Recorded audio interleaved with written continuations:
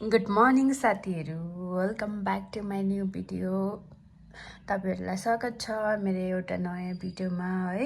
So अब चाहिँ म भइसकेँ रेडी, हेयर वास पनि गरेको छु मैले है। अब चाहिँ म ड्युटी जानु आँटेको। सो तपाईँहरूलाई म वेदरहरू देखाउँछु होला, आजको वेदर कस्तो छ भनेर। अब चाहिँ म भइसकेँ रेडी, अब चाहिँ म जानुपर्ने हुन्छ काममा है। 12:20 छ नि त।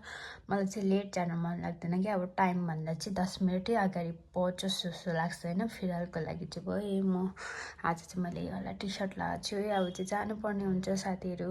हेर्नु सक्नुहुन्छ है, दिन कस्तो दुम्मिरहेछ, कस्तो डरलाग्दो दुम्मिरहेछ आजको दिन चाहिँ। कस्तो दुम्मेर केही छैन हो। अब चाहिँ हावा लाग्यो उडाउनु सक्दैछ है। म चाहिँ गएको साथीहरू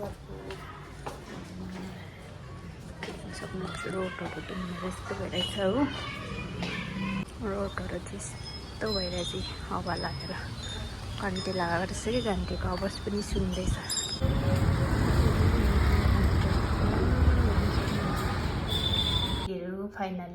साथीहरू फाइनली म आइपुगेँ मेरो डेस्टिनेसनमा है।